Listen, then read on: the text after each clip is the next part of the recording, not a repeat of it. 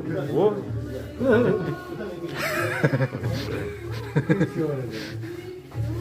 โอ้เบิ่งนี่ชิ้นใหญ่เลยจะเพิ่มอ่ะ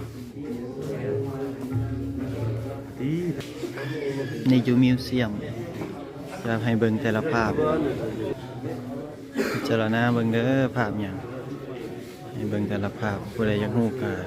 กดพอสไว้แล้วก็เบิ่งจะถ่ายเป็นแต่ละภาพเพื่อมันจะบ่ได้ใช้เวลาดนรูปแต่ละอัน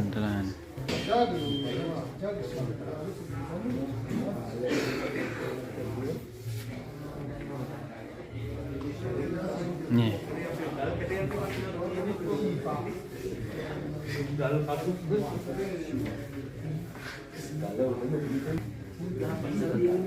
อันนี้รู้สึกว่ายาวเป็นหูหัวแจ้งอยู่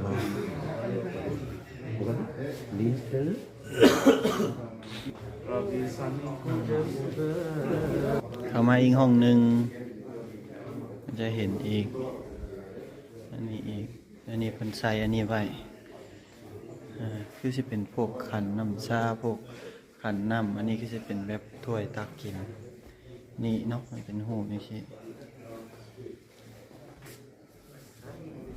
นี่เบิ่งคือเห็นคล้ายๆคือหูสัตว์ฝั่งนี้ก็มีหูสัตว์เล็กๆน้อยๆหูม้าหูงัวหูหัวพระพุทธหูไก่หูนกหูสร้างมาฝั่งนี้อีกนี่เบิ่งทางนี้อันนี้ก็เป็นหูฟันหลายอันถือว่าสำคัญหลายมาฝั่งนี้อีกนี่เบิ่งตัวนี้อีกคือระฆังเฮ็ดเป็นรูปเจดีย์หรือว่าเป็นยอดเจดีย์ที่หักและตกลงมามีรูปพระพุทธรูปนี่คนเบิ่งนี่คือคนหามคนแบกนี่นะแต่ว่ามีหัวละเป็นมูลค่ามาเบิ่งฝั่งนี้นี่